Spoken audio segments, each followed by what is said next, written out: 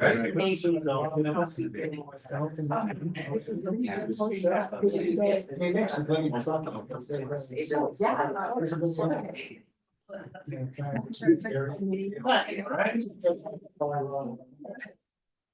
meeting of the CAC to order at 6:31. Caroline, call the roll, please. Aaron Gill, Present. Frank Kinsella, not present. Robert Sickle, Present. Ellison Falwell. Here. Lauren Lewis, Present. Raj Banat, not present. Justin Fields, Here. Dan Kenny, Here. Kathy Sutherland, here. Steve Meek, Here. Lonnie Wong Bassett, here. Mayor Burton, not present. Ed Von Rennen. Here. Thank you. We have some new staff introductions. Megan, are you going to? Good evening, CAC members. Sorry, I'd forgotten how hard it is to talk through one of these. I'm really happy tonight to introduce you to one of our newest staff members, Monica Nanez. She's our new external funding coordinator, and I'll let her come up and say hi in a moment. But she'll be covering all things grants. So very excited to have her join us. She has a master's in environmental studies from San Jose State and 15 years experience with all kinds of grants at different levels. She has had many different jobs in the sort of environmental related fields, including at Silicon Valley Bicycle Coalition, First Community Housing, Our City Forest, as well as in the public sector at the City of San Jose's Environmental Services Department. So with that, I'll invite Monica to come and say hello. Hello, everybody. It says, please say your name. So I'll say my name again, Monica Nanez, External Funding Coordinator. It's nice to meet everybody. I guess I'll say a little bit about myself. As Megan mentioned, those lots of jobs, mostly in the nonprofit. I was in urban forestry for 7 years. But I was always focused on environmental sustainability and with a focus on equity. So in urban forestry, for example, we did a lot of tree plantings in schools, parks, and neighborhoods. And it was always really important to me that we worked with all communities and involved folks of all ages, all abilities, every part of, mostly in San Jose, but every area of San Jose. And then I worked in affordable housing development, which seemed like not a sustainable field, but what attracted me to First Community Housing was their focus was to build sustainably. And my job was to work with the residents on sustainable projects focused on sustainability, like urban gardens, alternative transportation, environmental education of all kinds, like energy saving, water saving, recycling. And we also did a lot of upgrades to the buildings to be more energy efficient, water, to conserve water. But I always really, really, really loved conservation and always read about conservation and did like my own side research. And I always saw Open Space Authority and the trucks and visited Coyote Valley Open Space Preserve and always wanted to transfer here somehow. And when the grants position came available, I was like, I have done all of that that they were asking for. And so I'm so happy to be here because I tried to come to conservation for so long and didn't really know how to make the leap from urban to conservation. And now I'm here and I've been here 2 months and I really love it so much. So nice to meet everyone. I hope I didn't talk too much, but have a good night. I'll be here for a little bit, so listen. Thank you, Monica, and welcome. At this moment, we will have an opportunity for the public to make any comments on anything that is not on the agenda. You'll have 3 minutes to do so. Do we have anybody from the public? Yes, I'm from the public here. Okay, Mr. Public. All right. I think you are it. I think so. Public. Not public anymore, I guess. First of all, my name is Joe Hinwood. I am going for that CAC position, and hopefully shortly I'll be confirmed. I have come with a lot of experience from Trail Masters from Gavin. I joined that, probably in 23 and have done many things with the open space as far as trail patrols, preserve steward, and helping with doing some outreach programs. So I have a lot of hours. I have worked, retired now, thankfully, from AT&T as a lineman. So I have a lot of experience in construction and how to do things that way. So I hope to bring those experiences along with my commitment to get to know the community and help let them know what we can do for them. Show them the preserves that it's available, and just to get out, and enjoy what we have available. So if you have any questions for me, please feel free to ask me. I'll be here a little bit after if you want. And thank you very much. Thank you, Joe. And to be clear, the board is gonna vote on him Thursday night, is that right? That is correct. The board will see his application on Thursday. Yeah, okay. All right. Well, thank you, Joe. You used up half of my opening report. All right, approval of minutes. Did everybody have a chance to review the minutes? I will entertain a motion to I'll approve. make a motion to accept them. Okay, Robert. Motion. Second. Yeah, Dan seconded.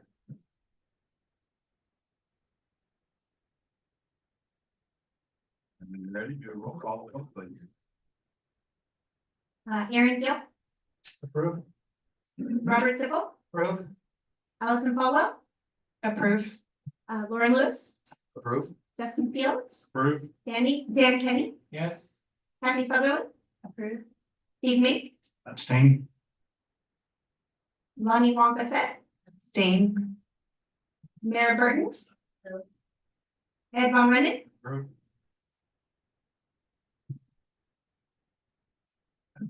Motion carries. Opening report. Well, first, it's lovely to see Steve here. It's great to be back. that's for Yeah. sure. Thank you. It's good to see you. Garnetta is going to finish up her term in December, and she has not reapplied. And in her place, we will have Kathy, our very own Kathy here. Applied for the position. There was no opposition, so we don't even have to wait till November to see if she's going to be on the board, so. Round of applause for Kathy. Don't forget us little people down Oh, there. I won't. And you aren't little people. All right, our first item. Update Open Space Authority Enabling Act and other legislative updates. Mark.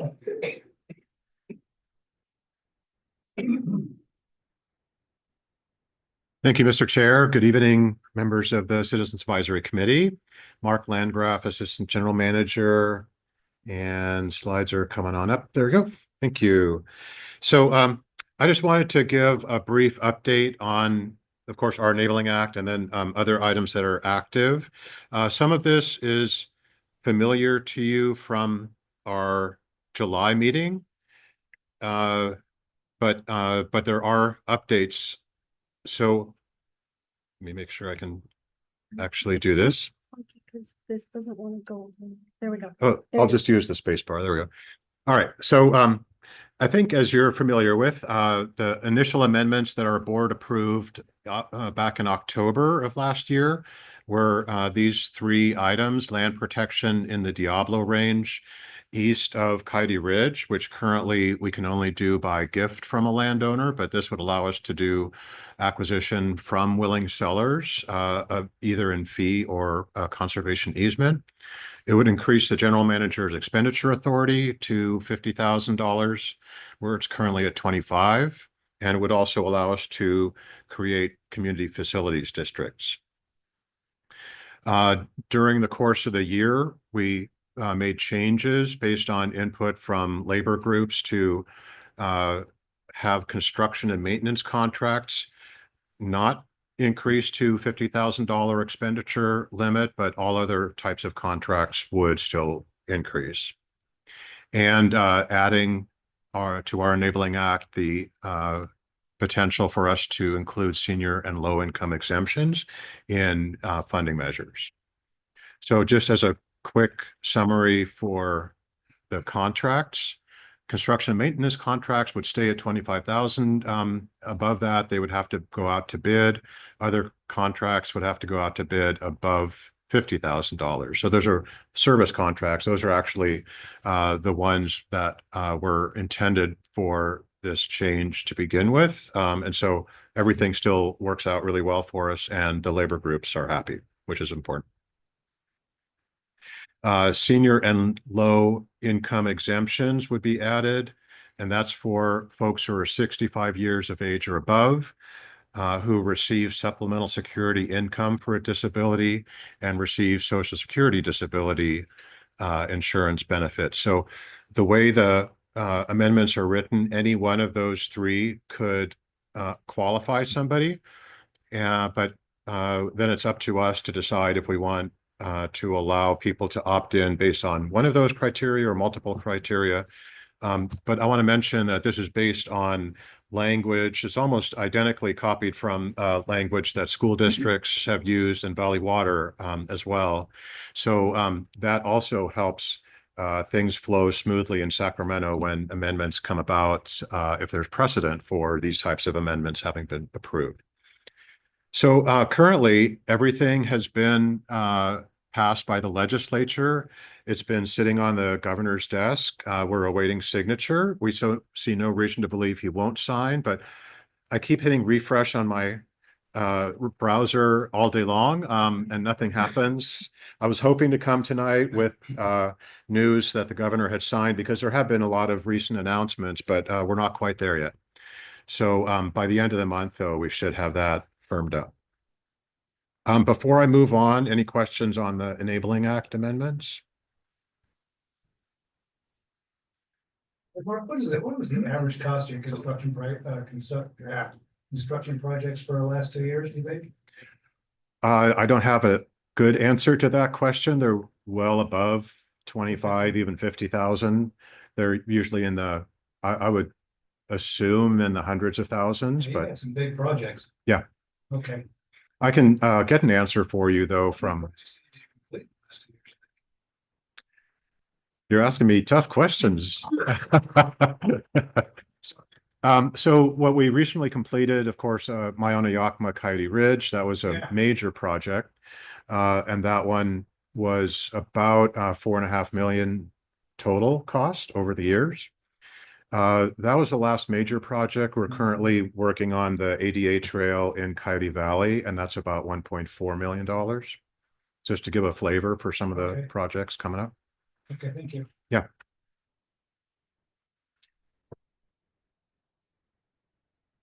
All right. Oh yeah, current status. I already did that.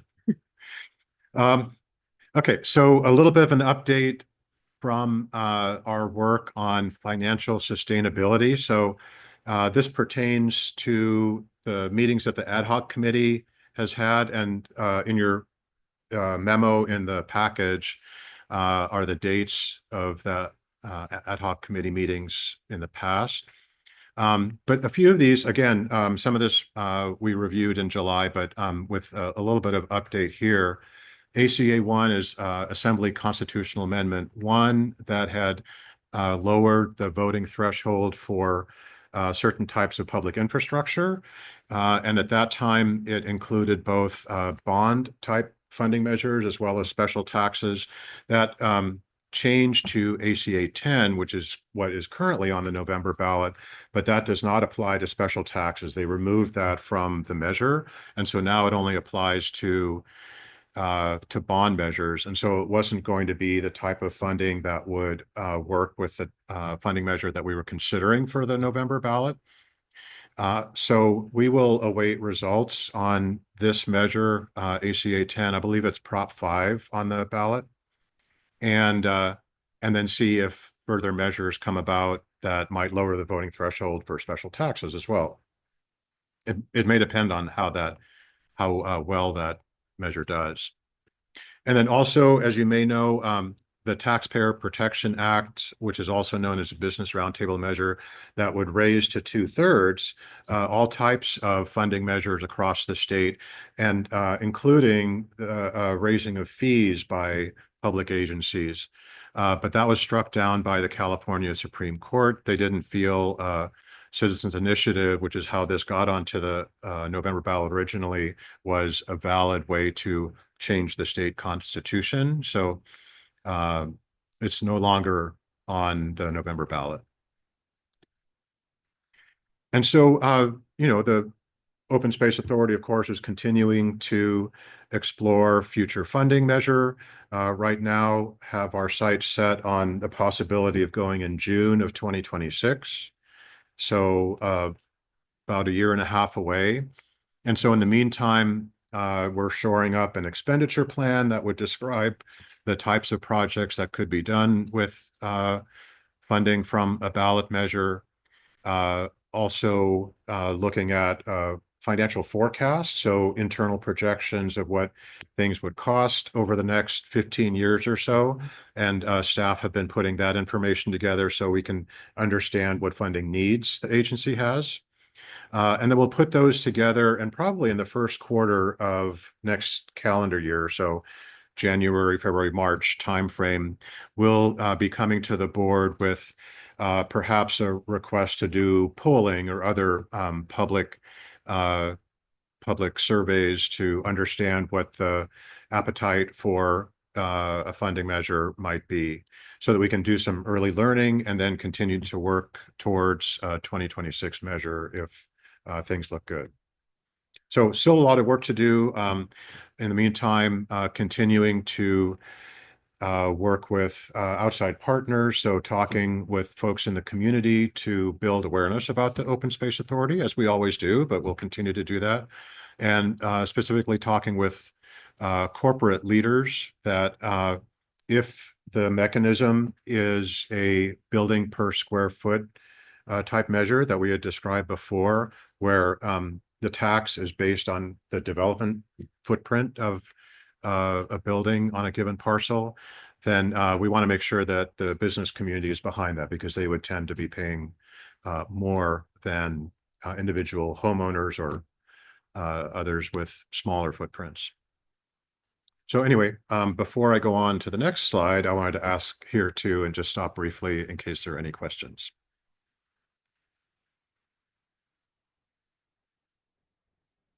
Thanks, Mark. That was really helpful. And you answered two of my questions. And the third one is, given the time horizon for placing a ballot measure in June 2026, since I'm still relatively new to this organization, can you talk a little bit about the engagement and the involvement of the CAC leading up to that?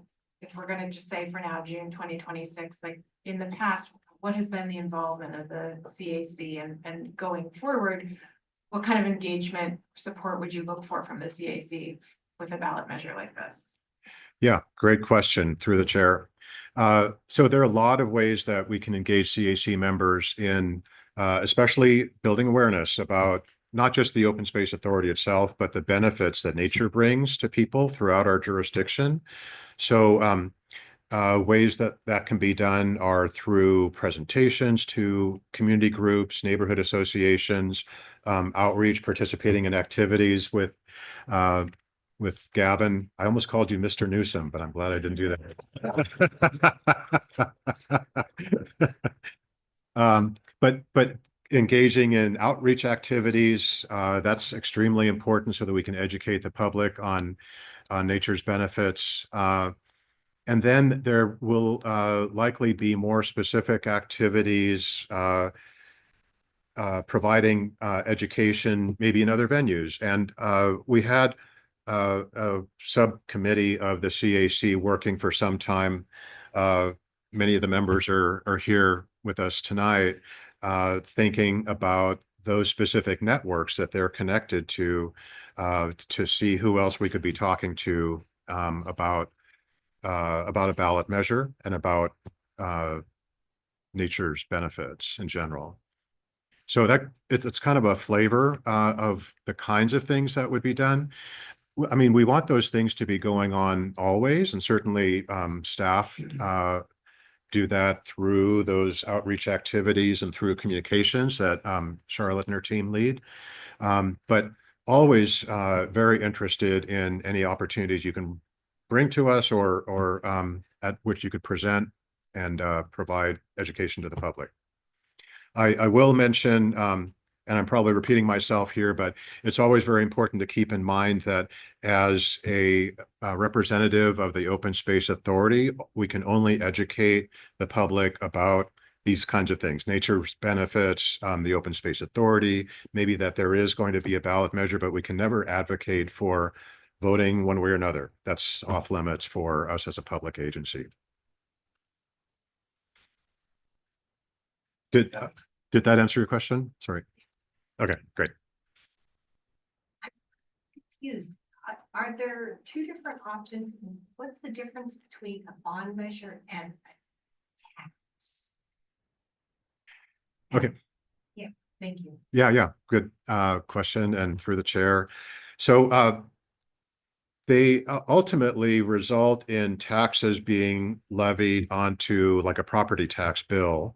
However, a bond measure is borrowing money, and then the tax that's put on a property tax bill for an individual parcel owner pays that debt back. And are they both flat amounts? You know, like, so I think what we have right now is a bond measure, it's $24 a year. Or no, it's a tax. No, so currently what we have is a flat parcel tax. And because so think of it as pay as you go. Every year we get $24 from every parcel, and that amounts to about $8 million a year. And that's what we spend I think there are 2 tranches a year that come in from the tax assessor. And so we spend that money as it comes in. If we had passed a bond measure, we could have gotten, say whatever it is, $50 million all up front, and then the taxes pay that back over time. An example of that is Measure AA that Mid-Peninsula Regional Open Space District passed in 2014. So a parcel tax or the building per square foot tax, that's also a type of parcel tax. Yeah, those are just money comes in, and then it's, money that we can spend once it's in the door. And then it's treated any different once you get it. So because bond measures are required by law to only be spent on durable things, it's limited to capital expenditures. So that's buildings, infrastructure that's permanent. Large restoration projects qualify for that too. But ongoing operations and maintenance cannot be funded through a bond measure. And that's why that would certainly be helpful to the agency to have that capital. But what we also need, and is very important to our agency, is ongoing operations and maintenance. ACA 10 applies to a bond measure, but not a parcel tax. That's right. Exactly. Yeah. The way it's been changed, it used to have both provisions in it. Yeah. More questions? Aaron? Just a comment. I like the idea of trying to represent both the benefits of open space and so forth. And I've been a long time proponent of ecosystem benefits. And I've spoken about it for quite some time through the Farm Bureau and whatnot. So I'd be willing to go ahead and participate if you had a subcommittee on that. Go ahead and identify those and bring a presentation to the public. I think it'd be worthwhile. So I just raise that as a step option. Okay. Through the chair. So if what you're talking about they're also called ecosystem services, it's the financial accounting of the benefits that nature provides, so that you can see it's not just, looks nice to see a forest somewhere, but they actually provide economic value. So I think I would like to talk with you further about that. It sounds like a really interesting idea. It's complex, but it's something Yeah. that can be addressed. And Approached from the community. back in 2013, the Open Space Authority did commission a report on Santa Clara County-wide ecosystem services. Yeah. Yeah. So yeah, that sounds really interesting. Would love to talk to you more. More questions? Ed, did you have a question? No. Oh, I just saw your microphone. All right. Just wrapping up here, just wanted to mention that Prop 4 on the November ballot is also known as the climate bond, and it's a $10 billion bond measure. So that's not a partial tax, it's a bond. And it would provide funding for all sorts of climate activities around the state. It does include $25 million specifically for the Coyote Valley Conservation Program. That's a program that was established by AB 948 in 2019. And that's money that we would, if the measure passes, we would be able to work with the Coastal Conservancy on receiving funding for things like acquisitions, restoration projects, et cetera. There's also other money in that bond measure for pots of funding that we tend to apply to state agencies for grants, like the Wildlife Conservation Board, Coastal Conservancy, Department of Water Resources, et cetera. So anyway, again, I can't advocate one way or the other, but wanted to provide information that is on the ballot this fall. Oh, and it is fall already. So in November, I'll say. AB 1889 is legislation that did pass through the legislature that would require general plans in cities and counties to consider wildlife connectivity when they're updating their conservation element. That could be really helpful around the state for improving wildlife connectivity. That's also awaiting the governor's signature. And then another bill that's been of interest to us and we've expressed support for is banning of anticoagulant rodenticides. They tend to work their way up the food chain. And that's why we've got a picture of bobcat here on the slide, is because mountain lions and bobcats can die from ingesting the anticoagulant through prey that they're eating, that have taken that bait. So that one is also awaiting a governor's signature. So that's what I had. I'll entertain any other questions if you have any. Yes, ma'am. Thank you, Mark. All right, thank you. Anne Marie. Oh, through the chair, would you like to ask? Oh, I can do that. Joe. Are there any comments or questions from the public? If anybody joining us via Zoom would like to comment, please raise your hand. You can hit *9 to raise your hand. No. Okay. Item number 2, Anne Marie.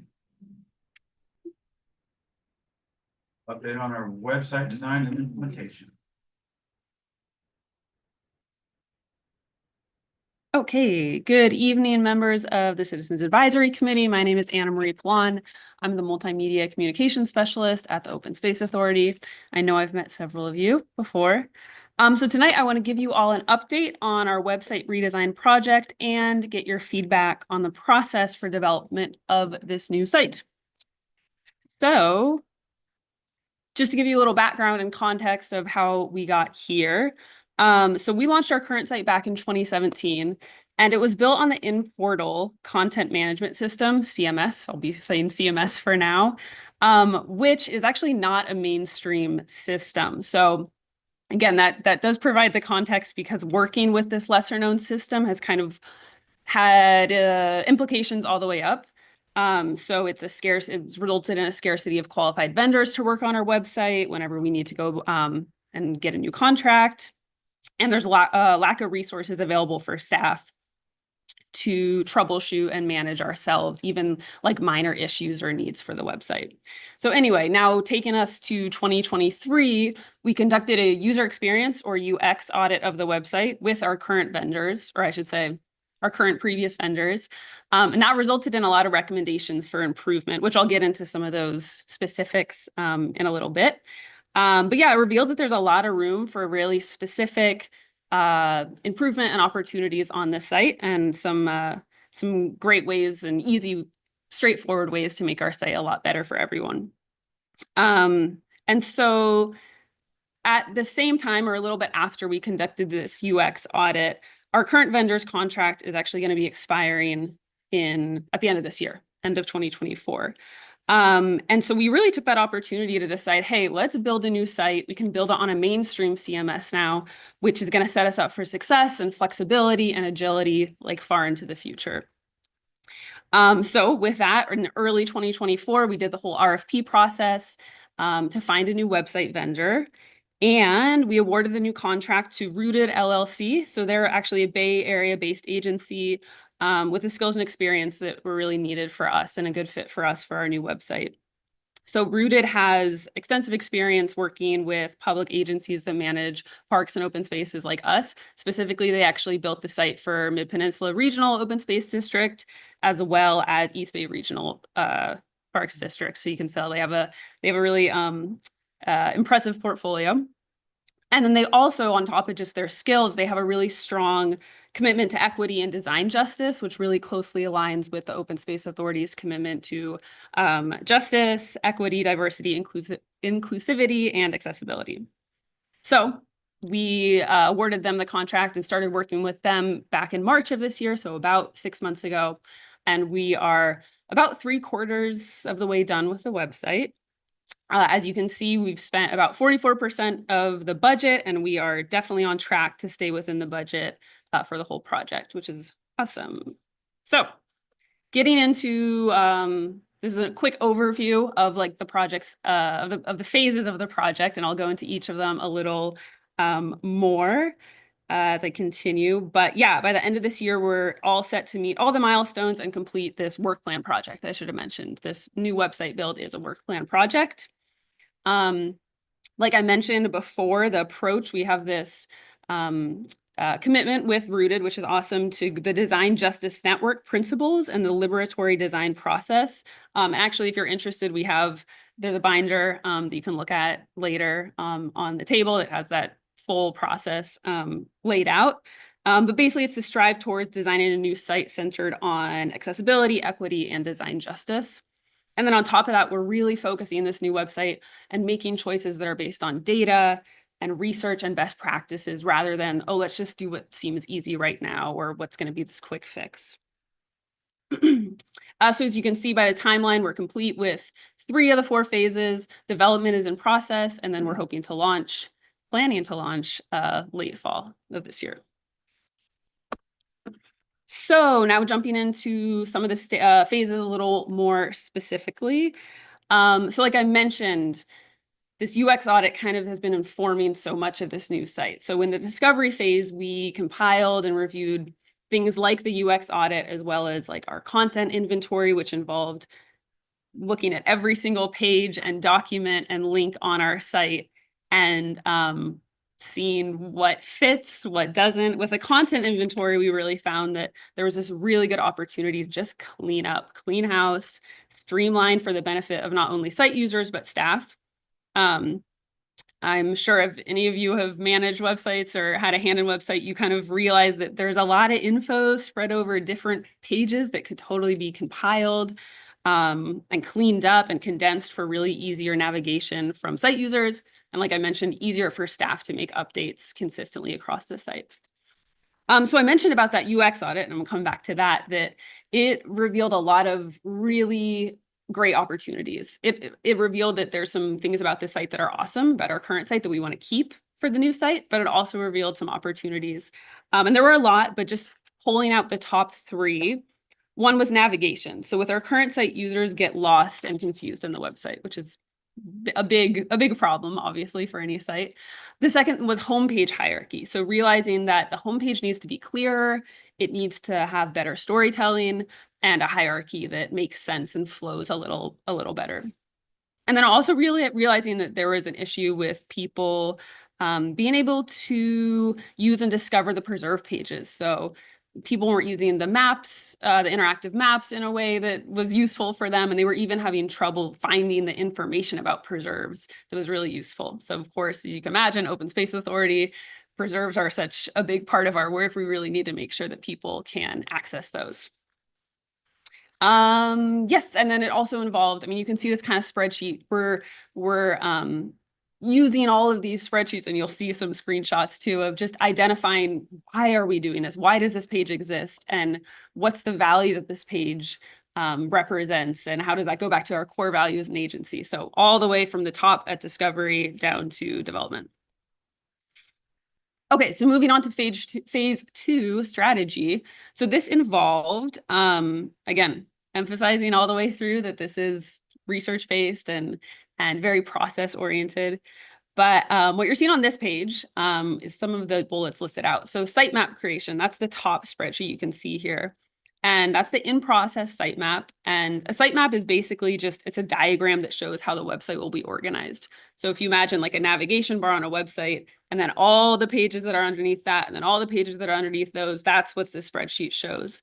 And then we also identified key site user pathways. So again, we're identifying who's going to be using our site, and then how a user pathway is basically just visual representation of how these people move through the site.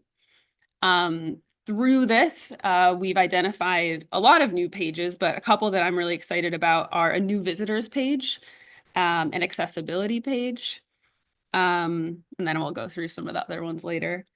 And then also, yeah, through this process of strategy, we were doing a lot of internal staff workshops and focus groups, talking to our leadership team, talking to our content experts to really make sure that this site, the strategy, again, from the very top, is a reflection of what we represent and are as an agency. Okay, so now this is kind of where, for me, this gets fun. Phase 3 design. So we kind of just finished design up. We're, yeah, still wrapping up the end of this phase, but this is where I'm going to kind of spend the rest of this presentation because it's really where the new site starts to come to life.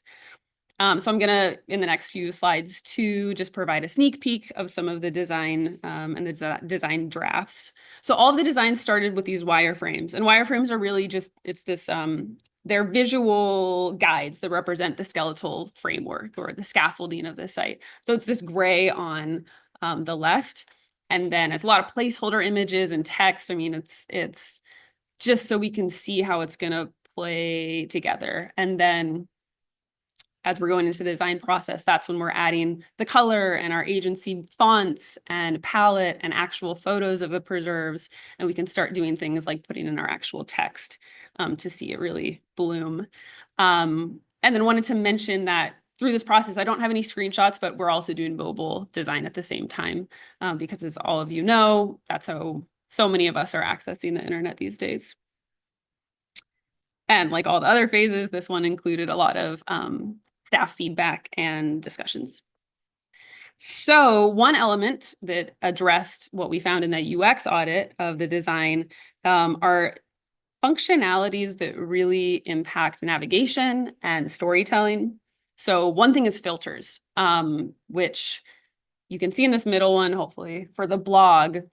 For the first time, we're going to be able to, people will go to the blog and be able to filter by category or when it was published, or even just search by keyword. Filters are a really easy and awesome way for people to move across the site in an easier way. We're also just going back to that hierarchy, organizing the most information first. So for Miami Yakima Coyote Ridge Open Space Preserve, the page, you can see the screenshot on the far right. We're having information like hours right at the top and like amenities right at the top, so people don't have to scroll through this whole page just to find out if this preserve has a bathroom or what the parking situation is like. We're also really excited to have more integration across the website. So actually going back to the preserve page, it's a great example that when you do scroll down past all the super essential information, there will be a section that'll pull in related blog articles and events that have to do with that preserve. So you go to the Coyote Valley Preserve page, you're looking around, and then you can read an article about a project that's going on there, or you can sign up for an event that's going on there. So there's all this seamless integration between all of these pages, which again, it's more efficient for staff and it's more intuitive for users. And continuing on design, so this is where I'm talking about accessibility. And as I've mentioned from the beginning, design and accessibility is accessible design is a really integral part of this new website. So everything from, you can see on the far left, colors, ensuring that all the colors we are using are visually accessible and adhere to the Web Content Accessibility Guidelines, or WCAG as it's sometimes known. So compliant colors, compliant fonts, We also have our Moncito accessibility widget, which basically gives visitors control over the way they experience the site. So with that little widget, which is this purple little guy, visitors can change the font, etc. to they can have it be a screen reader to, yeah, basically control how they see the site or experience the site.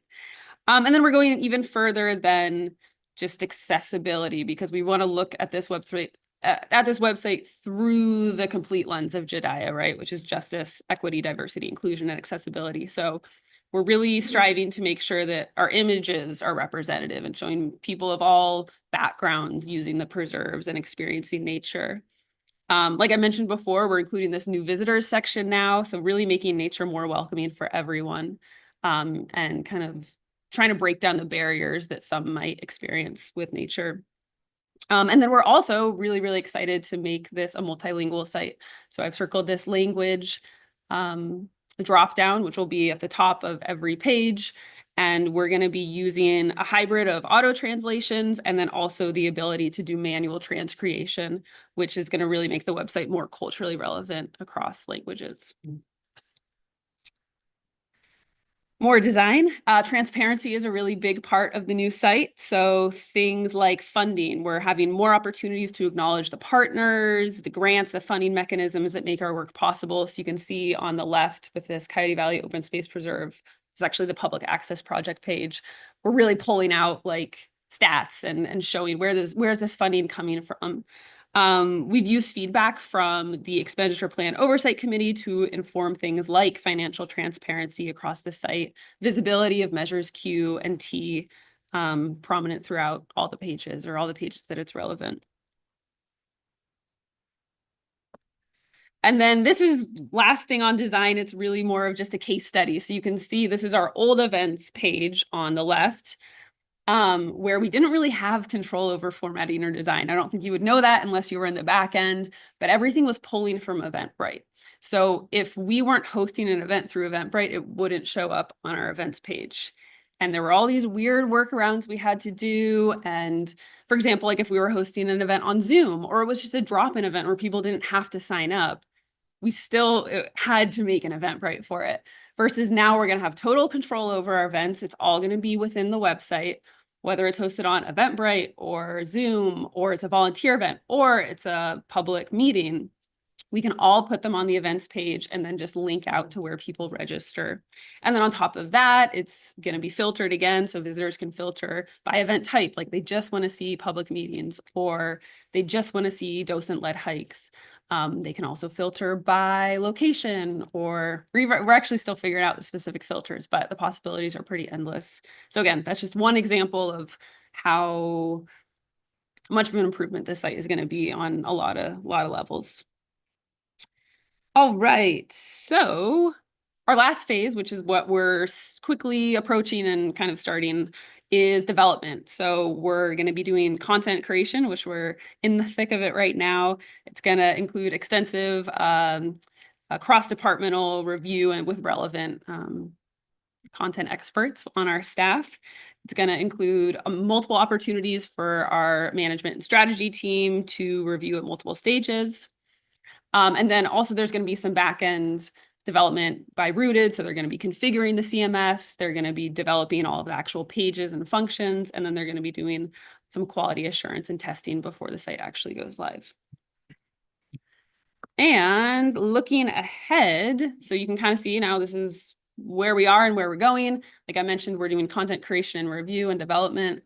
Then there will be a staff training as we get even closer to the website launch, which is, again, it's going to be exciting to be able to include more staff on the website backend. And then we're going to launch. So our soft launch, when it is officially going to go live, is set for December 2024, but we're not going to do a heavy promotion until the new year, partly just to kind of see how the website goes for a little bit. And then also to take advantage of like the new year theme, new year, new site. It'll be a really exciting opportunity to just really show off the beautiful and useful new site. And then we'll be tracking performance metrics afterwards and then forever. That's just part of managing a site. So just wanted to mention, yeah, the launch isn't the end of the story.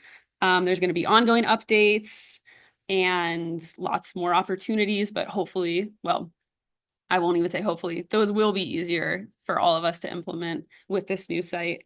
And less costly than the previous one. So that's always something people like to hear. And then just wanted to mention too, that even when the site goes live, or especially when the site goes live, committee member feedback on what you see is always appreciated. And yeah, we're really excited to share it with all of you when it goes live in a couple of months. So happy to answer questions now or offline. Thank you, Andrea. I just want to say I'm glad you're the one doing this because you are obviously excited about it. You are the perfect person for the job. Got a question? Yeah, what is the rollout gonna look like? Is it like throw the big red switch and there will be an instant in time where all of a sudden it's all the new pages, or are there gonna be parts of the site that are pointing at new content? Like, is it gonna be more of a rolling transition? I'm just curious what that's gonna look like. Yeah, so through the chair, it will, for the public, it will be an overnight, it is now a new site. On us, it's gonna be a migration, but there will not be a time where we'll have one site that has like half the content and one site that has half the content. It'll be our full site. Looks great, Henry. Good project. Can you touch on the metrics that you're gonna be collecting and how they would go ahead and compare to the old site versus the new site? Through the chair? Yeah, so it's going to depend on different pages. So different pages, we're going to have different priorities on metrics. The ones that we're always looking at that are the big ones are site users and visitors and visits. But we're also going to be looking at things like bounce rate. So our people, for example, on the homepage, we don't want to see a high bounce rate. And a bounce rate is basically how many people go to this site and then head off. We want to see people go to the homepage and then go somewhere else and then go somewhere else and then hang out on this page for a little bit and then go back to another page.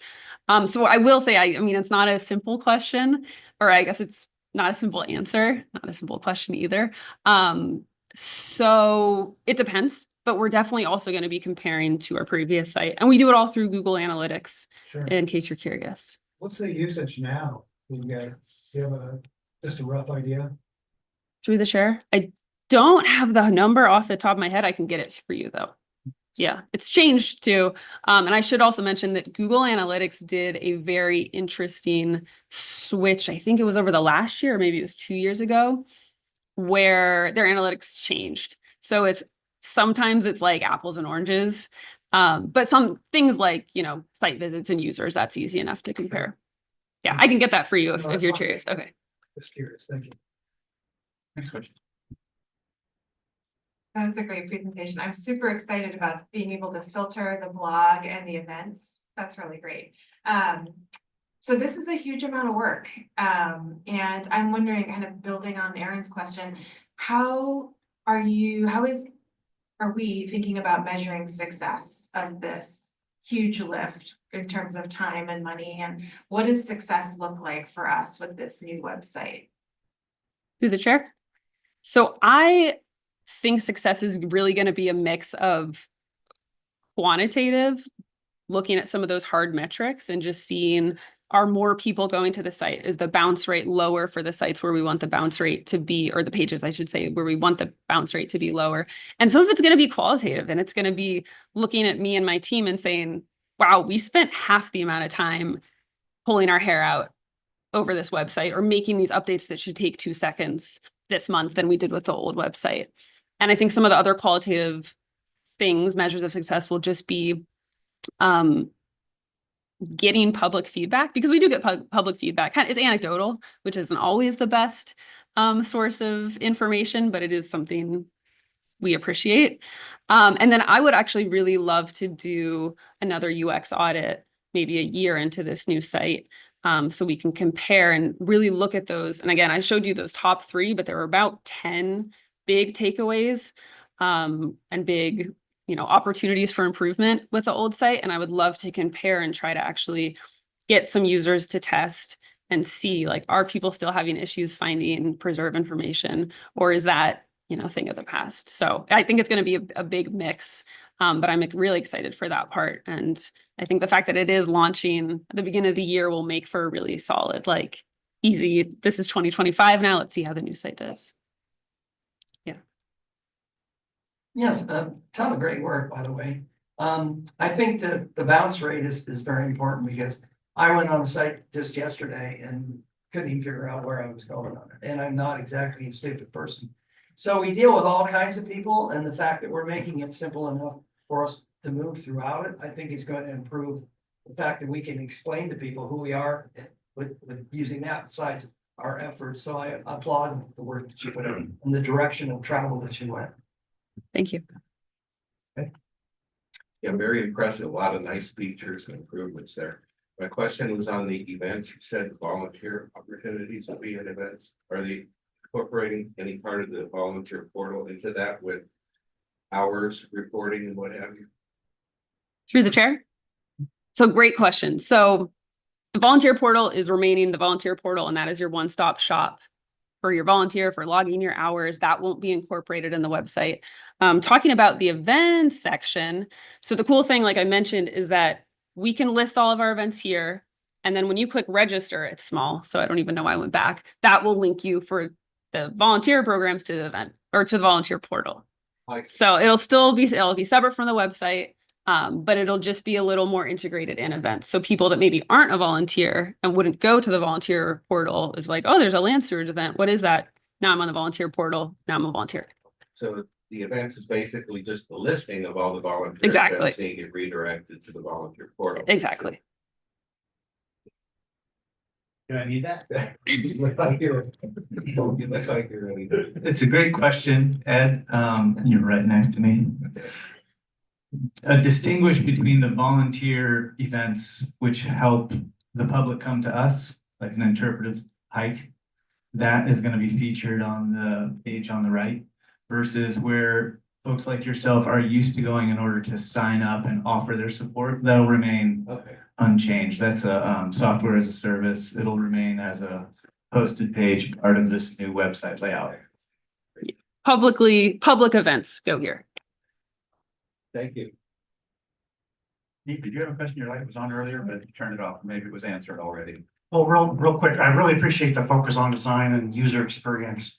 I was just wondering, how long has it been since the last redesign of the website, and how long do you figure this will last?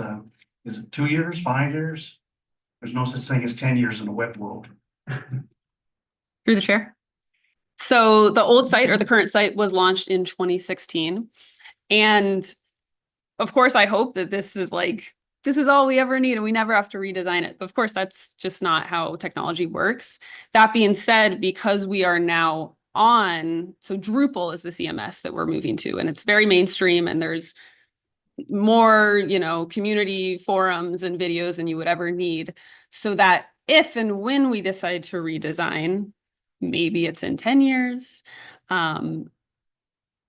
we don't have to change everything. We don't have to now completely turn everything over. It gives us the flexibility to just be able to be a bit more nimble with the site and maybe avoid a total redesign like this, because through the CMS, the new CMS, we'll just be able to hire different vendors, make changes ourselves as a staff internally, and not have to, like I said, turn over everything every time we want to update this site.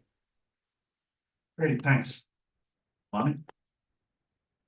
Yeah, thank you. The presentation was really great. I haven't seen sitemap stuff in a while. It gives me a headache thinking about it. But what's the marketing strategy look like, or the marketing campaign look like for the rollout that kind of ties in with the rollout question, other than just the switch of the website going live? What's that look like? Through the chair. So we'll of course be just doing our general social media posts, organic, and probably some advertisements too, and we'll be including it in our newsletter. Beyond that, and our LinkedIn, all of our social platforms. Beyond that, we haven't totally decided on a promotional campaign yet, on where we want to go. We are super open to feedback if you have any ideas about that. I was not on staff when we launched our old site. So we have launched fun new pages, and that's always great to do a campaign, but something to this level is new for me. So I'm very open to ideas whether it's, we decided to just kind of do it more organically, but I think we're gonna want to make a big splash with this one. Questions? Oh, we have- Charlotte's following up. Through the chair, Charlotte Graham, Public Information Officer for the Open Space Authority. So in addition to all of the different promotional things that Anna Marie just listed, we are working with ethnic media consultants as well. And since we have new options with different languages, we're really excited to work with them to kind of spread the word and probably do some both earned and paid media to spread the word and let people know that there's a lot more information that's going to be accessible to them. Thank you. Thank you, Charlotte. More questions from the committee? And public? Yes, I have a question.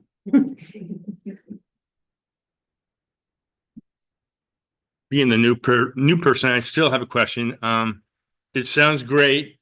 However, listening to all that you're doing, are you thinking of in the future of having it in another language? Absolutely. So through the chair, yes, we are really excited about this site having language and translation options. So people will be able to drop down and select the language that they want to see the site in. And it will be a combination of like auto translations, like Google Translate. I think we're using G-Translate, and it'll allow us as staff to do manual translations, which will allow us to do transcreation for pages that are going to be a little more culturally relevant. Thank you. Thank you. Offhand, do you know how many language options there will be? Huh. Put you on the spot. Through the chair. We have identified 5 for now. Yes. Just curious. Are there any other public? Yes, Question? caller 8150, you can unmute yourself and speak. You have the floor. Good evening, CAC members and staff. This is Doug Muirhead, Morgan Hill resident. I'm curious about what you're going to do as you accumulate more and more historic documents. I here in Morgan Hill, a former web PIO person decided she would just purge all the old stuff because she wanted the disk space.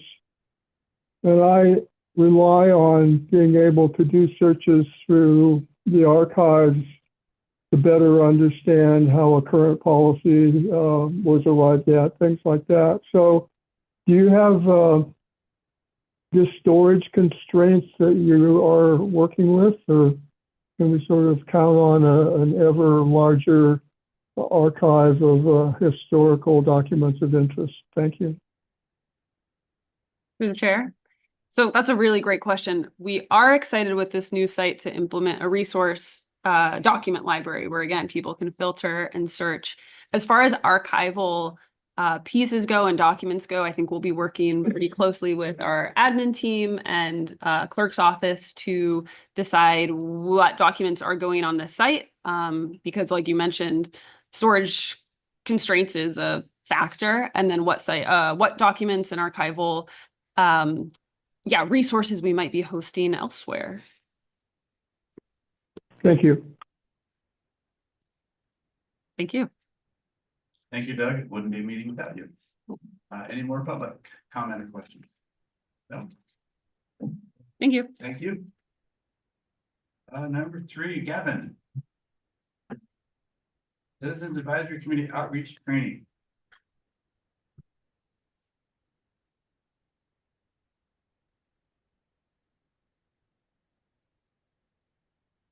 Good evening, members of the Citizens Advisory Committee. It's nice to be with you again. Steve, it's great to see you. I have the pleasure tonight of sharing with you a few bits of gratitude and a couple really important upcoming opportunities that we want to make sure the Citizens Advisory Committee members can take advantage of. First off, I just want to start with a bit of gratitude, as I mentioned. In the last several months, we've been very active within the community on the engagement front, and several of you have stepped up to help us meet our community members where they may be. As the screen says, we were very successful this past August 6th with National Night Out, and we couldn't have done that without the dedicated support that many of you provided. We've been working with the City of San Jose's Parks and Recreation Department this past summer and as well in the coming month of October, taking part in their Viva Park Summer Series, which has been a really great engagement opportunity for us, and several of you have responded to our call for action on that front.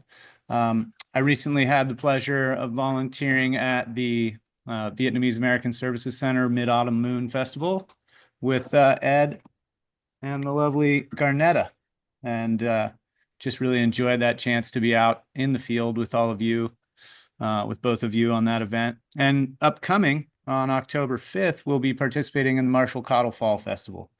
And I think that at least one of you, if not more, have signed up to support us at that event. And as members of the Citizens Advisory Committee, I just want to say how much it means and how much it helps us to have your participation in these events as a way to inform yourselves as much as we might learn from our community members about what's going on.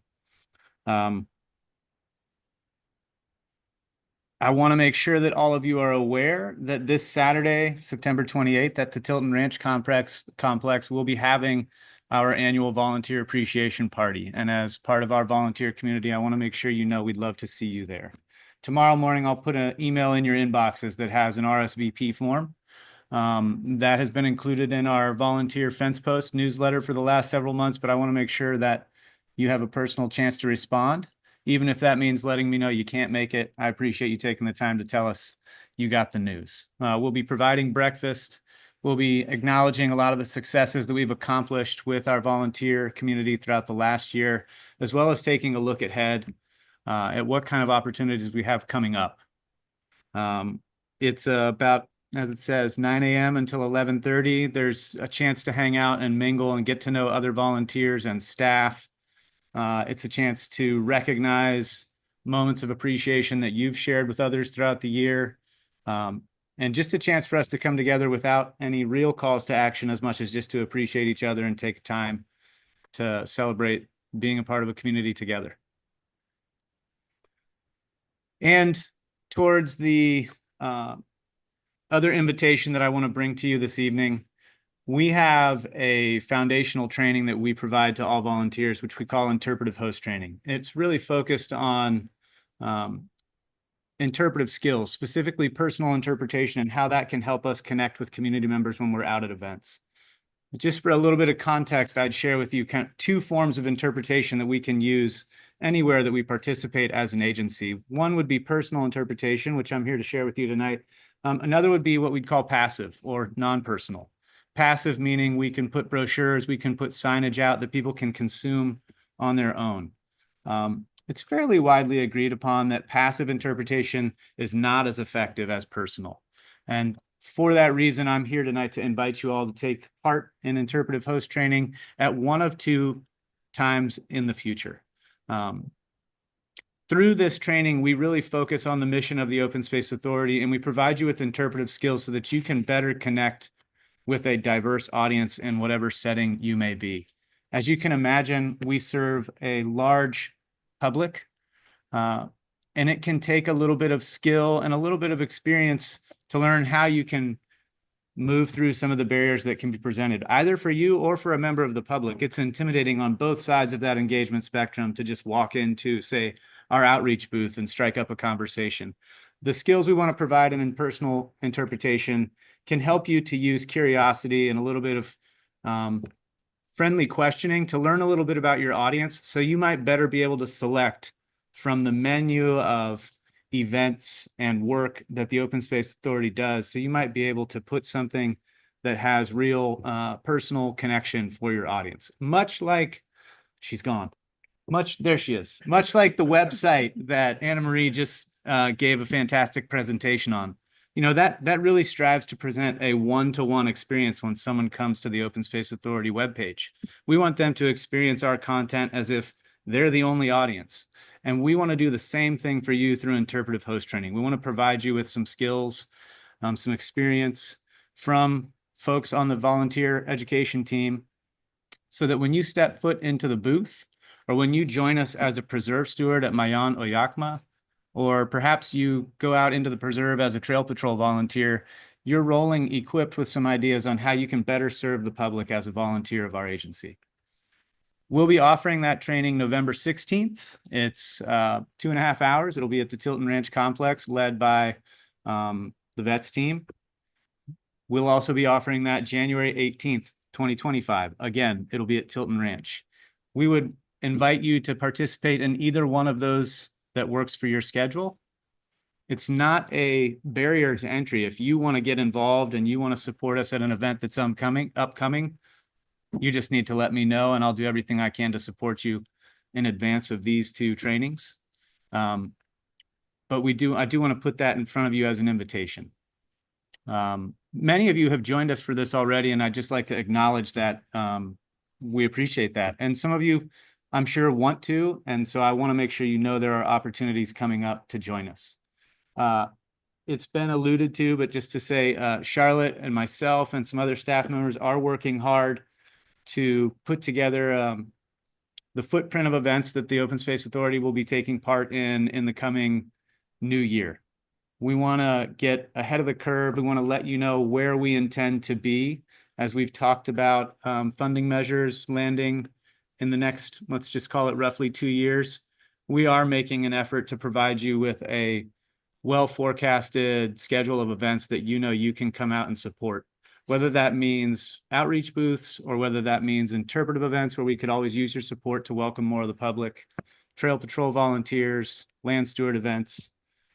You all are the force multiplier that help us connect with more of the public in a meaningful way. I thought it was worthwhile just putting a couple quotes in front of you from people that have joined us for interpretive host training. Often I've heard it said that there's no better endorsement than a third party speaking on our behalf. This is the best I can do for a third party endorsement read by me. I'm a returning volunteer. I feel my knowledge about the Open Space Authority is refreshed enough to start volunteering again. Appreciate the support from trainers and other staff. The hands-on scenarios were very helpful. It was nice to meet other volunteers. We recognize that discussing the work of the Open Space Authority does present the occasional challenge, but it's certainly not impossible, and there's no one better suited to take that on than yourselves. You're involved in quite a diverse array of what the Open Space Authority does in our daily work, and we could all agree that that is pretty immense. So it's really just about narrowing down what it is that you love, what you feel comfortable talking about, and then figuring out how you can tease something out of your audience so you can put something meaningful in front of them and hopefully get them out in the field to join us for what we're really good at. We have incredible open spaces to share with the public. As we say in every volunteer training, I lead an orientation each month. We're looking for gate openers, not gatekeepers. And certainly I'm hoping that you all will join us in that cause. We can do a lot to connect the public with the services we provide. Just need to open the gate. Questions? I thought there was a question slide, but. Not a question so much as two comments. One is, I did the interpretive host training this past spring, and it was outstanding. It was so informative, not only to learn how to engage with folks when I'm recreating on my own in the open space in a way that doesn't have me feel like the open space police. I found it helpful in my personal life when somebody is doing something challenging, rather than yelling at them. You gave us really good tools to say, oh, I see, you observe, like, I see you're over here trampling off the trail, and then provide education and provide another option. And I found that really pragmatic advice. And I just also want to say thank you. Gavin was amazing when I volunteered at the Viva Parks event. It was so, you made it so idiot proof for somebody like me. It was like a ready-made kit of everything you could possibly need. It was so organized. You made it as simple as possible for us to help. And I really, really appreciate all the work and the organization that you guys do to make it easy for us to support you. So thank you for that. You're welcome. I just want to say Cat Hill is responsible for that credit, not myself, but we appreciate that we made it so easy, and I love hearing that. Wow. Another good reason to go for everybody is, besides it being a big event for the San Jose Community Garden Program, of which there's 22 gardens, the Master Gardener Program produces organic vegetables that will be on sale there that all of you and anybody else can buy. And I like your idea about how you tackle things. My wife and I are 2,500-hour trail volunteers for this county. And when you tell somebody your dog needs to be on a leash, they want to punch you in the face. But if you say, I'm really sorry, but I happen to see a coyote or a mountain lion, whichever your choice. So you might want to keep your dog a little bit closer to you. They accept that. They don't punch you. Any more questions? Anybody from the public have any comments or questions? If anybody joining us on Zoom would like to comment, please raise your hand.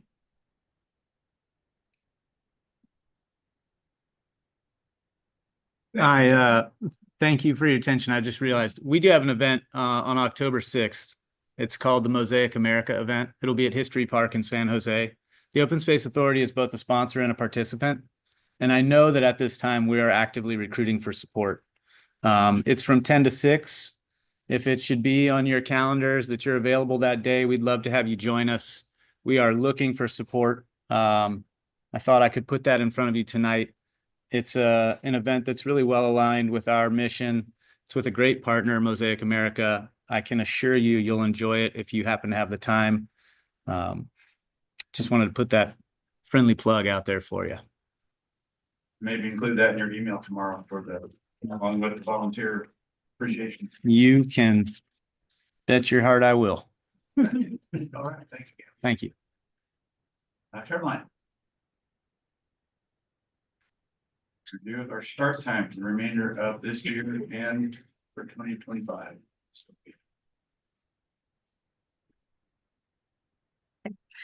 Hello, I'm Caroline Hernandez, Clerk of the Board. This is a quick housekeeping item. I will keep my presentation short because I know we've talked about this ad nauseum about our start time. But I just, for my clarity and for my preparation for our schedule for next year, I would love to just make sure that we are all on the same page. So basically, I just want to talk about both the dates for our CAC meetings for 2025 and then the start time. So basically, we have 6 meetings next year, starting in January, and they're every other month. So accordingly, and the 4th Monday of the month. So these are the dates that we have plotted out for next year. At the moment, we don't have any special joint meetings planned out yet, but more planning to come. I know at our last meeting, we approved a 7 o'clock start time for November, for our November date. But I believe the motion was we're going to keep the meeting time at 7 o'clock until further decided upon. So I just wanted, oh, I'm sorry, 6:30. Not to confuse you. We decided 6:30 as the start time, but I just wanted to make sure that we were happy with that and we didn't have any other ideas for next year. I know in the past we've moved it up a week in November in case there's a conflict with Thanksgiving. Are we considering that this year? Anybody have any opinions on that? That's a great question. I know Looking at that one there, we may do that for next year while we're at it here. The upcoming CAC meeting is on November 25th, which is the 4th. So it's the week, it's the Monday preceding Thanksgiving this year. Which I guess at this point, I mean, we could just, we could decide if we wanted to move it up. Have any opinions on that?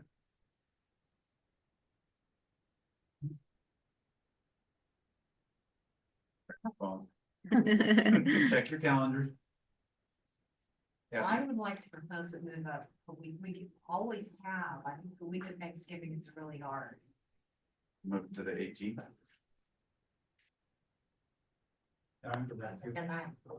I will ask for a motion to change it to the 18th. I'll make that motion. Kathy?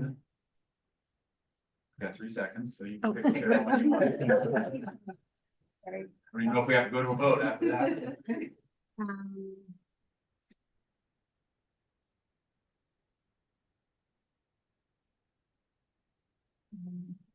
Motion.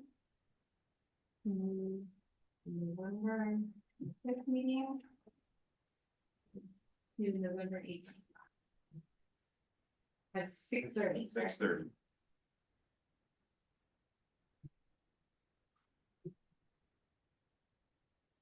I think Steve seconded it first. Yeah.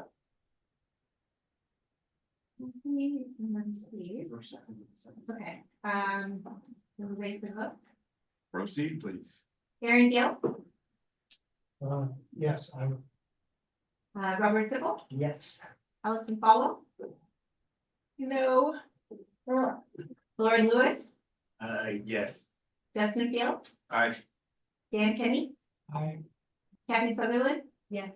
Steve Mink, I. Lonnie Wong-Bissett, Aye. Mayor Burton, Yes. Ed Von Renen. Aye. Oh, yes. We'll be back. And the motion passed. Yes. Thank you. Yes. I'd also like to make a motion that for 2025, you move it up a week also. Just so people can get their calendars.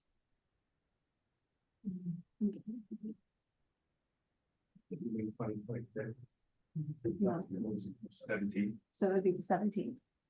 Oh, yeah, Kathy moves to move the meeting to November 17th. 2025. Meeting to November 17th. At 6:30. At Until 6:30. further. Okay.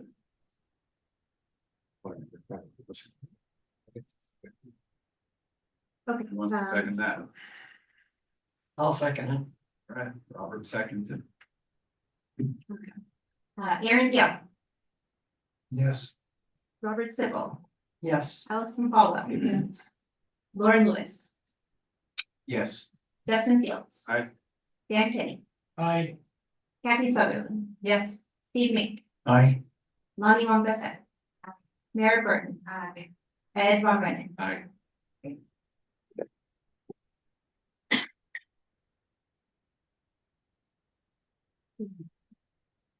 Should we ask the public if they have any comments? Public have any comments on this? Sounds great. Thank you. Glad you approved, Joe. Thank you, thank you, thank you. I'll be free. Thank you. Right, item number 5, Mark. I'm sorry. I just wanted to be clear, so those dates are solidified, are we now at 6:30 Yes. Yes, from here on forward, From here on unless forward. somebody decides. to bring unless it up? somebody wants to change it, yeah, Okay, thank you. and the committee approves it. So yes, at this point, they're staying 6:30. And I can follow up in the meeting recap with the dates and what we decided for November. Item number 5, honoring Larry Coons. All right, thank you, Mr. Chair. Mark Landgraf, Assistant General Manager. Good evening again, CAC members. As you read in your packets, this item is a tribute to Larry Coons, the first General Manager of the Open Space Authority, who passed away on April 1st of this year. So, we, in writing the report, we collected inputs from a number of folks. Chief among those was Director Garnetta Annabelle. And so what I'd like to do, as these slides are running in the background, is turn it over to Director Annabelle to open up the tribute.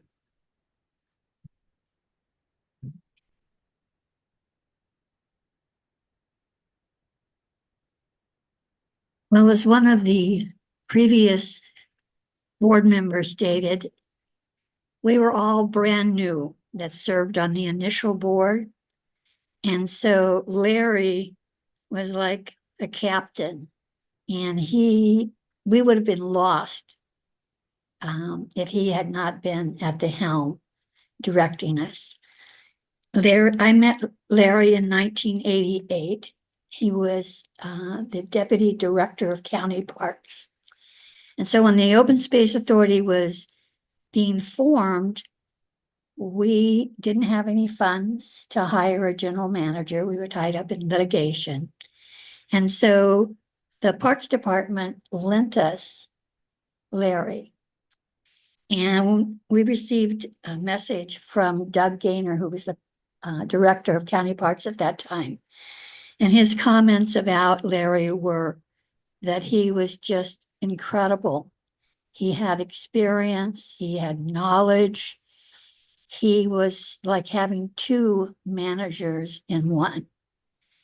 For me, he was a mentor in that whenever we were getting ready to write the initial 5-year plan for the interim board, he was always prepared, arrived early, was open to input, open to educating us, and then standing back and saying, okay, you folks now make the decisions. I'm not going to tell you what to do. I'm just going to tell you all the things that need to be put in place for our policies to be able to get us launched. And we are a trusted agency, I think, because of all he helped us build with his incredible leadership when we were first getting started. I think he left the agency in about 1996. I've gone through some old papers that still had information on him. And it was so exciting because he worked with the Nature Conservancy. I think your packet talks about it, to help us acquire the Palliser Ridge property, which we still have to open. And I hope the sustainability budget will include a bridge. But he worked with the Nature Conservancy, and we only contributed about 1.5 million for the 3,000 plus acres. And then the balance, which was close to 6,000 for the purchase, came from nonprofits. So it was the beginning of learning how to work with nonprofit agencies. And subsequent to that, Post was there.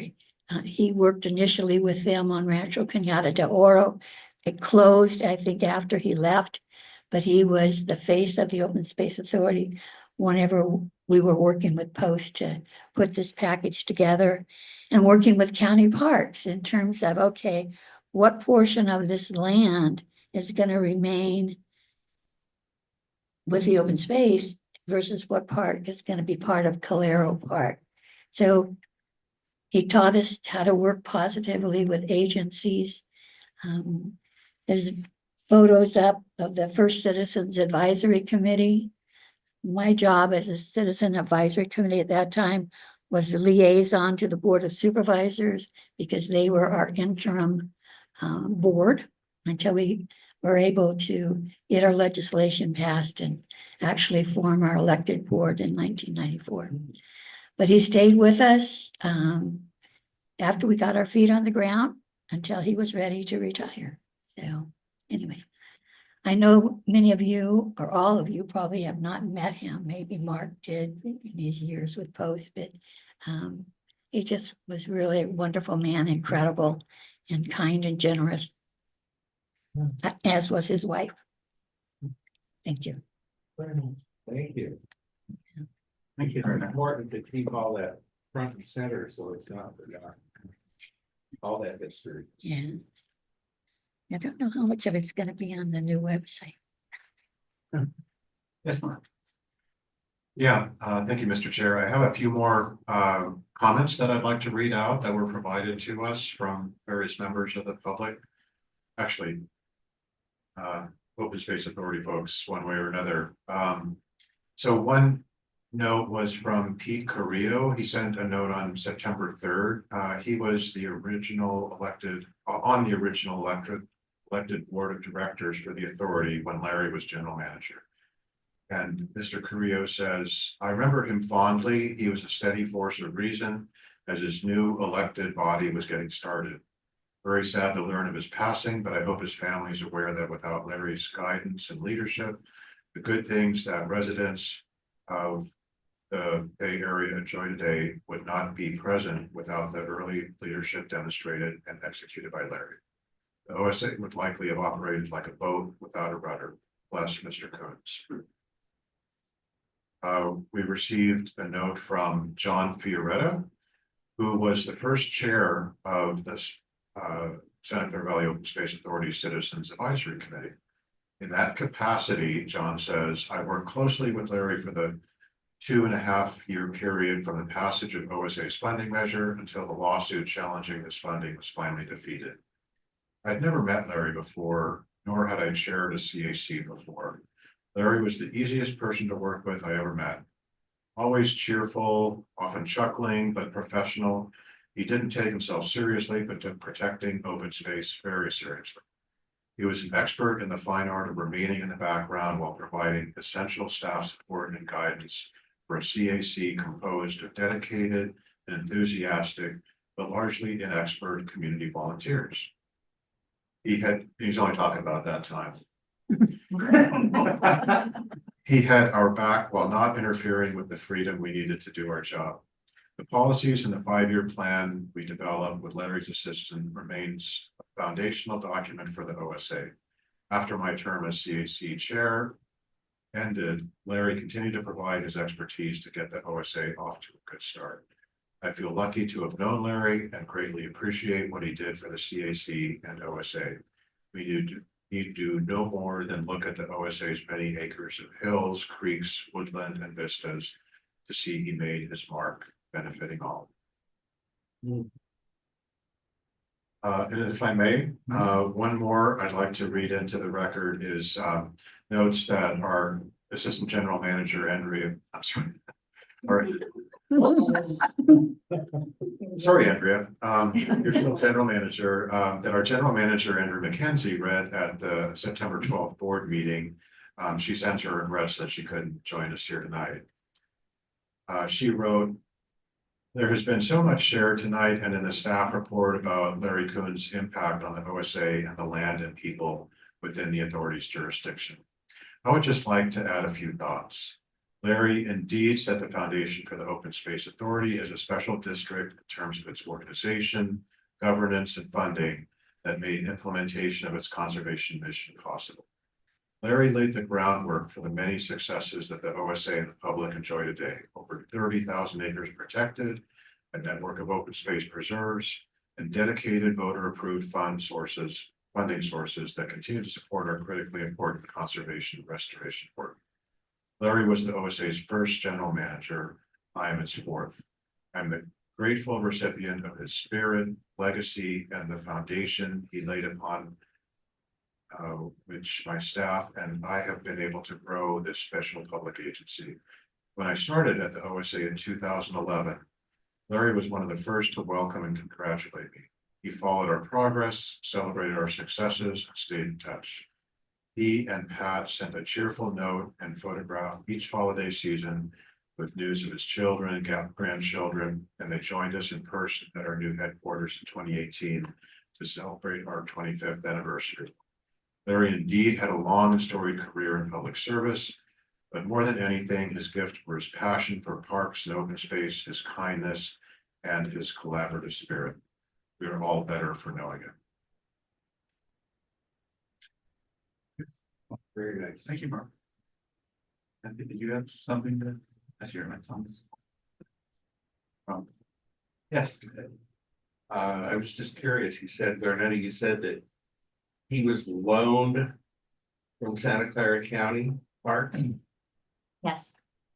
And then, you know how long he was loaned to us before he became the first general manager, or how that worked? Well, it would probably have been in 19 92. Because I think that the 5-year plan, it took quite a few years to be able to actually get that qualified. And at the time, the Open Space Authority had only 3 staff. We had Larry, had a clerk, and then a part-time planner. So they really had their plates full in terms of helping build all the policies and So he's maps. still working at County Parks and? No, he was released. He was released once we opened up offices. He was released to come full-time and work for us. But in the beginning, at the picture there, Santa Clara County Parks, Alan LaFleur was an assistant manager. So he was a liaison with the board and county parks. And so then once we got the get-go to go, then it was like, okay, we need somebody full-time. And Larry had been a general manager, I think, of the city of Portland at one time when they were working on their bicycle path, and had many heads of agencies. Riverside, he was a general manager for Oregon's city, Riverside City, I think is what it was. Anyway, so. So then he just retired from County Parks and came on here full time. Oh, well, he retired from county parks at the same time he retired from us, because as I recall, we didn't even have to write him a paycheck. Oh. The county, whole time. that, Oh, that- interesting. until we actually had, the county lent us $150,000 for us to use to rent our first office, be able to pay our planner and our clerk, and I'd have to go back. You'd have to go back to see, but it just seemed like the county they wanted us to make it, because originally we have now a county park charter that mandates so many cents per $100 assessed value of real property has to be spent for parks. And at one time it was parks and open space. And then the county was getting short. So they were just like, starting in the 80s, they were saying, okay, it's the preservation plan from like the 1987 that said, thou shalt create an open space authority. And then, so the community came together, the cities came together and formed an interim joint implementation committee.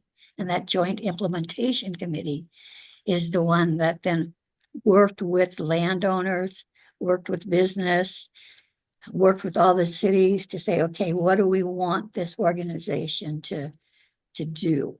And then once we, and then I guess probably it was Green Foothills and Greenbelt Alliance were our primary nonprofits that were carrying the campaigns for us, and to get us the vote to do it in 1994, and then also for the first successful funding measure. We tried twice before we had a successful one.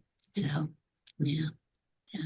So we have what's called a benefit assessment district, which is our initial funding, and that's the $12. And then we have Measure Q, that's the 24. Yeah. So, and we need a little more. It's interesting how he transitioned in there. Thank you. Yeah.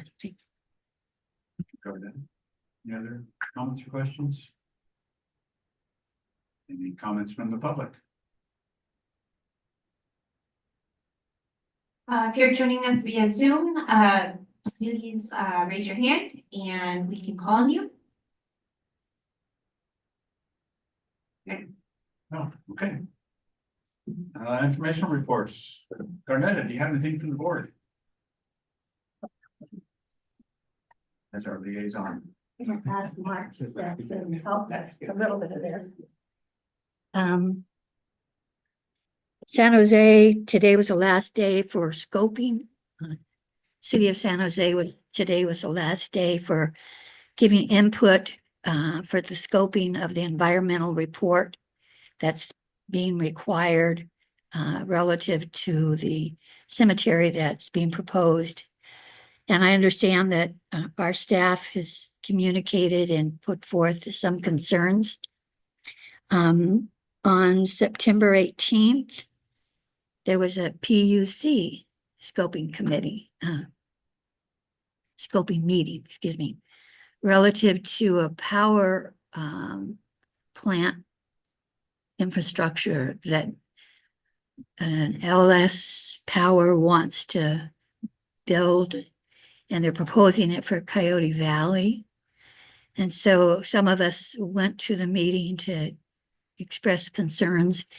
And it turns out when an environmental impact report has multiple alternatives, and the law requires that the least damage that's done has to be what's chosen. So we were putting forth the alternative that we thought would cause the least amount of damage. Green Foothills was present, and several just public members who had learned about it were there.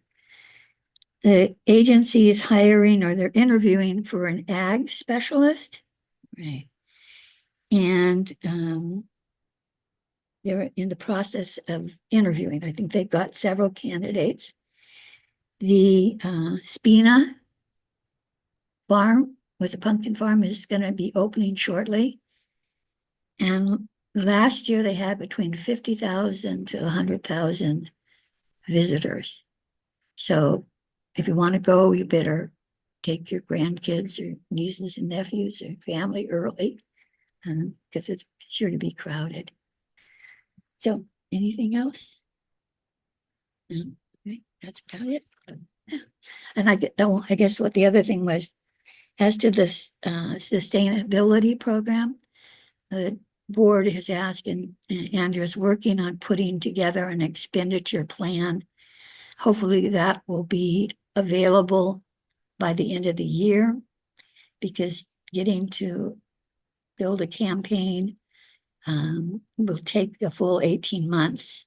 And I believe we have a couple of nonprofits that are willing to take the leadership on that. So.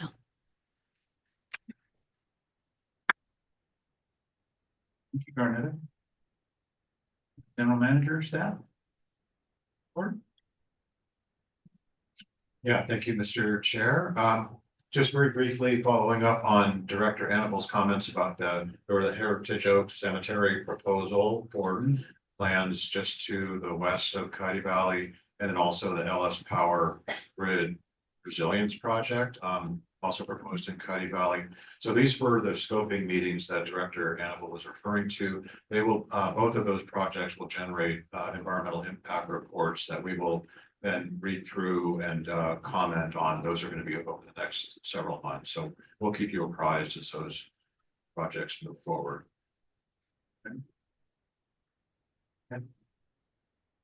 Hi, Mark, can you clarify for the Heritage Oaks, are they going to have to reopen the EIR? Is that the direction council gave, or?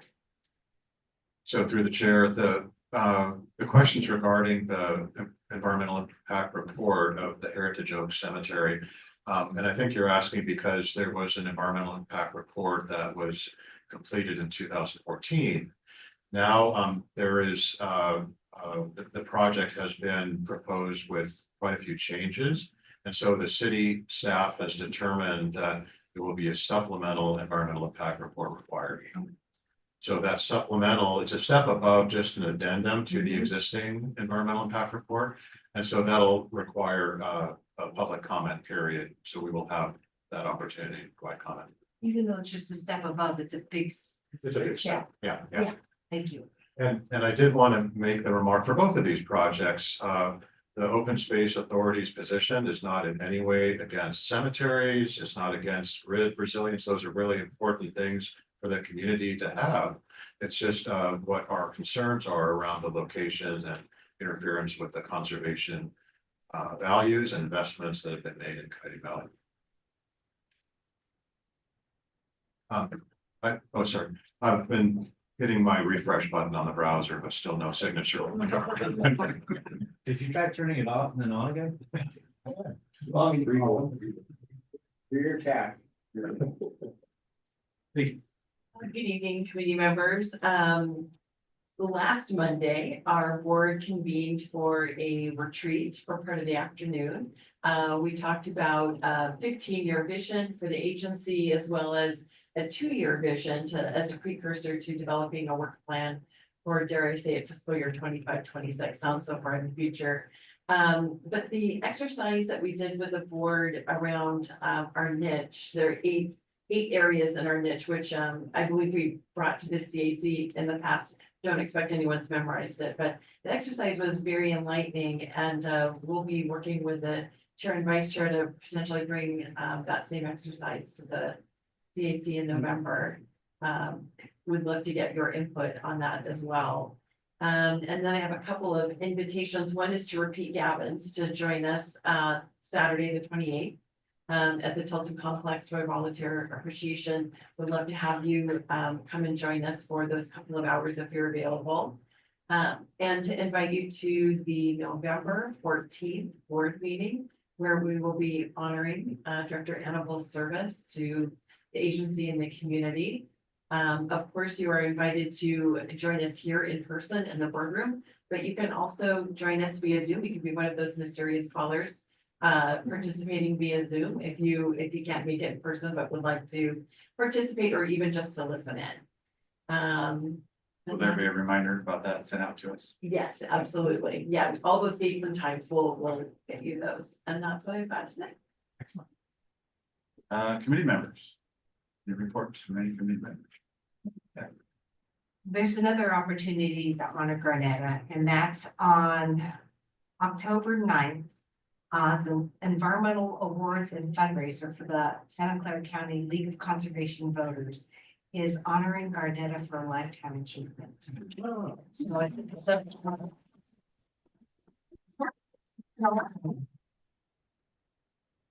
Can you send out a link if people wanted to go? Yeah, thank you.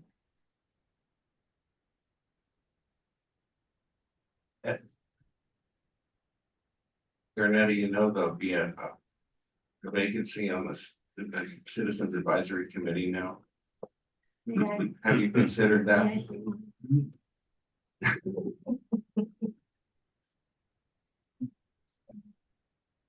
Kathy, can you share the information on October 9th event? Via email or otherwise? Sure, I'll send it to you. Thank you. Thank you.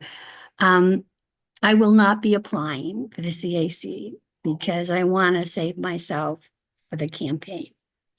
And as a board member CAC, you can educate, but you can't go out and say, knock on the door and say, do this. So I want to save myself for that. But I did want to say to all of you that you folks have been so great to work with. Your interests, your individual capabilities, your questions that you ask, I feel like you all should be on the board. I just am so impressed with it. And it's just been such an honor to be part of the CAC pretty much from day one. And to be on the board the number of years that I have. So you all are just so great. And we're just so fortunate that such dedicated, talented folks are sitting in these chairs. So thank you. Thank you for everything. And when you're done campaigning, you can always consider a rebound. There you go. But I won't see you on the next meeting here because I'm gonna be on vacation in Hawaii. Thank you, Garnetta. Kathy, you have big shoes to fill. Just saying. I know, You know, just so I can, a quick comment, when you and I were on CAC, when I first got on, we had Garnetta, we had Kitty, we had Eric, who were all founding members of the CAC.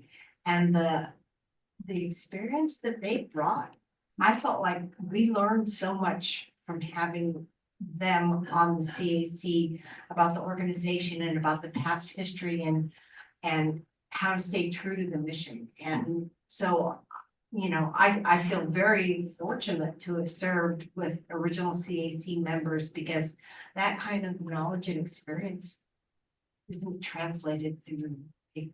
Yeah. Definitely. Any more committee members? Aaron, I hate to put you on the spot, but would you talk a little bit about our Ag Day that we're planning? Okay, so we've been working on doing an ag program here in Coyote Valley and bringing in a local grower, which is M&T Farms, who've been known as B&T Farms. They're doing the Spina farm pumpkin patch you might know of and might have seen. So Jeff is working hard out there doing that, and one of the partners, Paul Marisu, is going to go ahead and put together a tour of bell pepper harvesting. And so what we're gonna do is go out there and take a peek at how it happens, the choreography, and how that whole action works. And it's quite something to see in terms of what happens in terms of labor force, as well as actually how much product comes off. So they'll be able to go ahead and talk about what they've done in Coyote Valley. I think they've been down here now for 6 years, I think. They've been in Santa Clara County for quite some time, multiple generations. But they're one of the larger growers within Santa Clara County now. So they're very efficient, they're very effective, they're a good company, and there's a lot to learn about production ag in Santa Clara County. So we're all excited to be able to go ahead and share that. And we'll also have a presentation from Aparna Gazula, who will be going ahead and talking about food safety and what happens in this whole space in terms of trying to provide a safe product. So some things in the past that happened, like if anybody recalls the spinach problems out here in South Santa, that almost destroyed the whole spinach industry in California, just that one incident. So it's become quite a project to go ahead and make sure that the food is safe that's being shipped just locally. And as we move forward and have more products coming across borders, it becomes more temperamental. So we're trying to go ahead and protect what we have here. So that's what we're covering. It's a small percentage of the industry, but we're happy to have anybody and everybody who can come and actually see what goes on. And the date? It'll be the 18th of October, and we'll be doing it 9 to 12 in the morning. So the reason for the early morning run is that we all get up early and get things done early, and then they try to go ahead and keep their products cool during the day, and they'll ship them to a cooling plant. So it can't, and they don't want to go sit out there in the sun and get burned. So trying to reset, make sure things are fresh and nutrients are protected and product is protected. Okay. And I hope, Look forward to seeing everybody there. yeah, hope everybody can make it, and that goes to the board as well. I know there's been some questionnaires polling done to see who can make it. Hopefully we can persuade a few more to join us, because I mean, it's more than just Farmer John getting up with the chickens and milking a couple cows and getting on his big green tractor and driving around plowing the field all day. There's so much more involved, and I think that you know, people in general don't understand that. So we'd really like to put this together and have all of you, if possible, and the board to come, and staff come out and see what actually happens. Oh, this is for board CAC and. Board, all staff. CAC, and staff. Yeah. Okay, good to know. Yeah. Yes. So, well, hopefully there will be a reminder or invitation going out. If there's questions at all or Yeah. anything that happens, that need to be talked about, I'm happy to. Very good. Thank you, Aaron. You're welcome. Any more committee members have any reports? No. have a question. So I did see on LinkedIn and some other socials that you are in a process of hiring a new education program manager. Are you going to do something to celebrate? I'm assuming that Terry is retiring. No, you can't tell she's not. Okay, great, never mind. Never mind then, okay. So you, okay, that was my question. I just wanted to make sure that she was celebrating if she was retiring. Any subcommittee reports? No? All right, that is it. I will go ahead and adjourn at 8:21 in memory of Larry Coons.